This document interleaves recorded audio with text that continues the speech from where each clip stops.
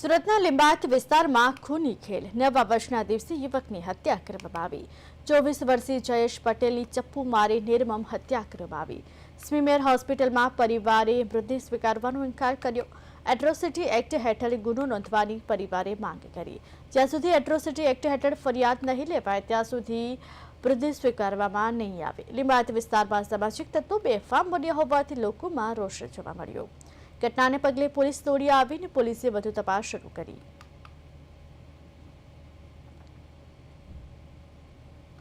આજે જે ગઈકાલે લિંબાયત વિસ્તારમાં જે એક આદિવાસી સમુદાયના જે યુવક ઉપર જે હુમલો કરવામાં આવ્યો અને એની હત્યા કરવામાં આવી કે જે દેશભરમાં જે આદિવાસી અને દલિતો ઉપર જે અન્ય અત્યાચાર થઈ રહ્યું છે, જેથી પ્રશાસન કંઈ ધ્યાન આપતી નથી। જેથી પીડિતના પરિવાર કહે છે કે ભાઈ જે વ્યક્તિએ મારા ભાઈનું મર્ડર કર્યું છે, જે અમારો છોકરાનું મર્ડર કર્યું છે, આ વ્યક્તિ ઉપર કડકમાં કડક કાર્યવાહી થાય, આ આરોપીઓ ઉપર એટ્રોસિટી એક્ટ દાખલ થાય।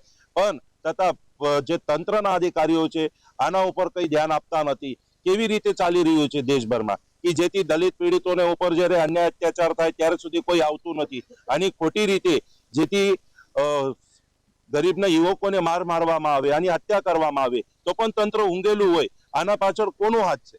જેથી સરકારના અમે સદર રજૂઆત કરીએ છીએ કે આદિવાસી અને દલિતો ઉપર જે અન્ય અત્યાચાર થાય છે આનું નિરાકરણ ક્યારે થશે?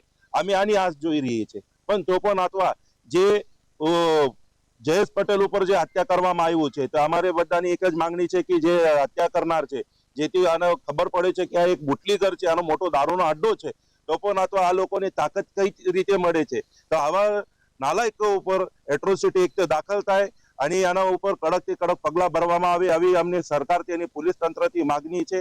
અને ગેહલોત સાહેબને નમ્ર વિનંતી છે કે લિંબાયત વિસ્તારમાં જે ગેરકાયદેસર તરીકે જે ગુંડાઓનો જે તોફાન છે આને ખતમ કરવામાં આવે અને જે બુટલીખોરો છે અને તત્કાલમાં જેલના પાછળ મૂકવામાં આવે, આવી અમારી માગણી છે। અમે ડેડ બોડી હાથમાં લેશું નથી અને અમે રસ્તા ઉપર આવીશું અને સરકારને અને પોલીસ તંત્રને અમે અમારી રીતે જે આંદોલનની પ્રતિક્રિયા છે અમે બતાવી દઈશું।